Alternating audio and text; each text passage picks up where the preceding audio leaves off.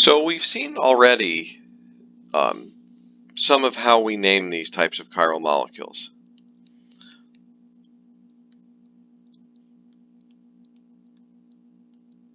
But there's a major problem with this nomenclature. And that's the fact that these D and L and plus minus systems,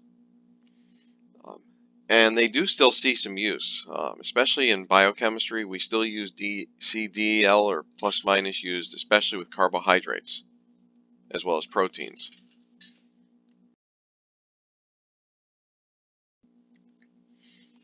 The major problem is they're not helpful names to us. And what we mean by that is these tell us, how they rotate light. But they don't actually tell us anything about the structure. And so we needed another way to do this that would actually tell us about the structure based on the name. And so we have what's known as the Kohn-Ingold-Prelog system.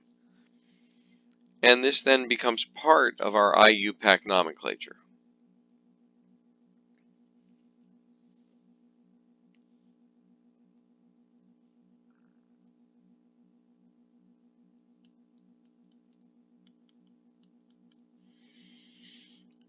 All right, so how this works is once we've identified our chiral center, we assign priority.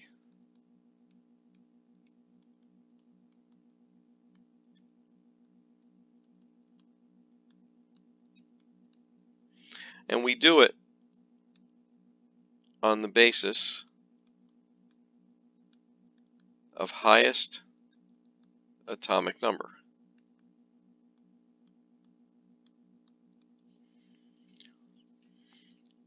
So the easiest piece here is that hydrogen.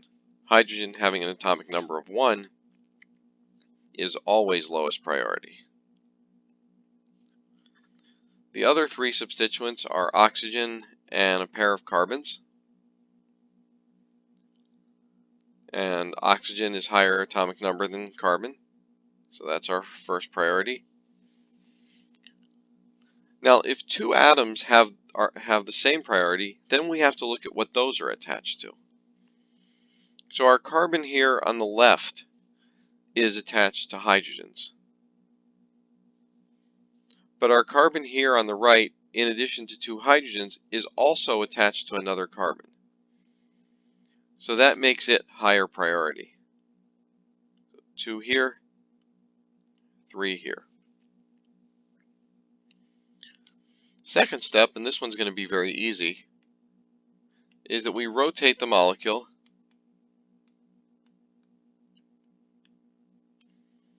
so that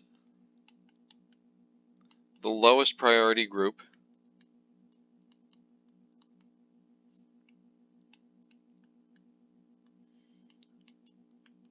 points back or away from us.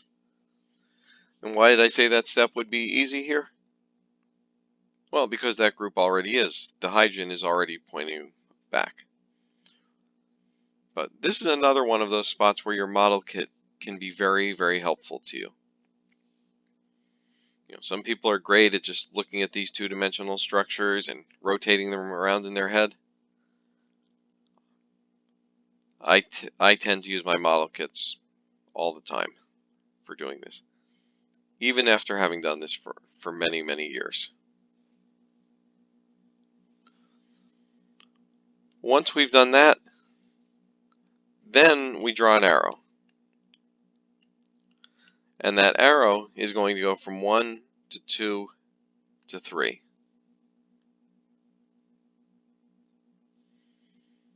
So in this case, my arrow is going clockwise,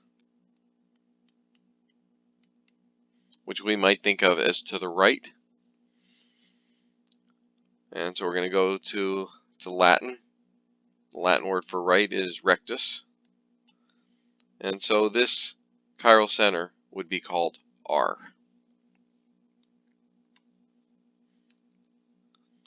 What if it went the other way?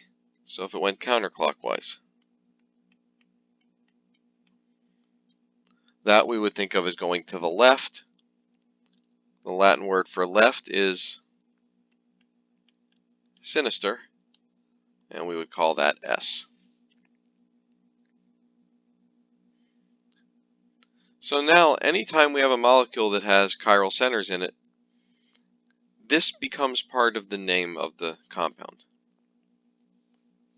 And so let's do another example.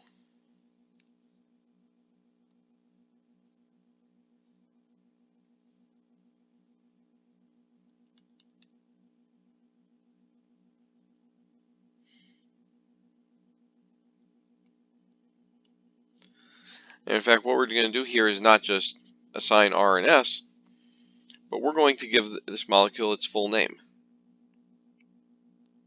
So the easy piece of this is what we've done before.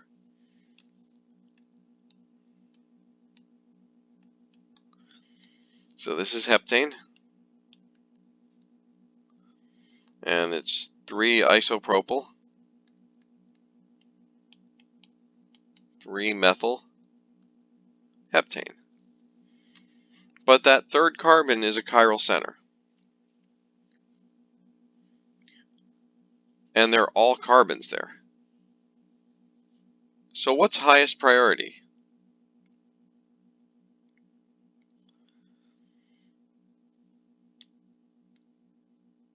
Well, to the left we have a CH2. To the right we have a CH2. Down here in the isopropyl group we have a CH, which means it's bonded to 2 carbons. And then we have a CH3, which means it's not bonded to any other carbons. So we have our first priority with the isopropyl group, fourth with the methyl. The other two are the same so far, so we have to go out further. To the left we have another CH3. To the right we have another CH2 bonded to another carbon. 2, 3. Our arrow goes counterclockwise, and so this is S.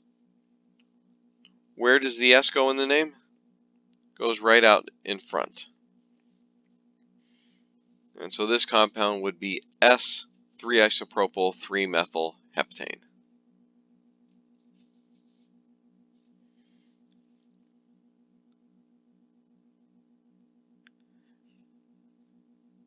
All right, now what if our molecule has more than one chiral center?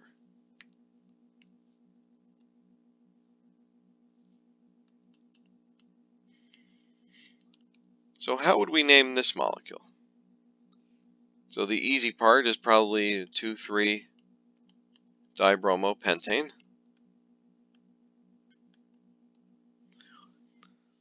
But now we have a chiral center here and a chiral center here. Now each one of those carbons is only showing 3 substituents. So what's the 4th substituent? Well, we know anytime a substituent's not drawn in, that last substituent has to be a hydrogen. Which direction is that hydrogen pointing? Well, typically the way we represent carbons is that carbon will have 1 substituent pointing forward, 1 pointing back, and 2 in the plane. So both of those carbons we can see have 2 in the plane and 1 pointing back. So that tells us that the hydrogen is pointing forward.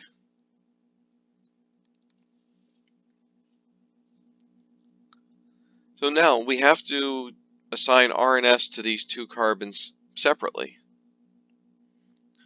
So let's do the green center first. Bromine is the one that's highest priority, higher priority than carbon or hydrogen. And hydrogen, of course, is lowest priority. The other 2 substituents are carbon. But to the right, we have a carbon that's attached to bromine. To the left, we have a carbon attached to another carbon and hydrogens.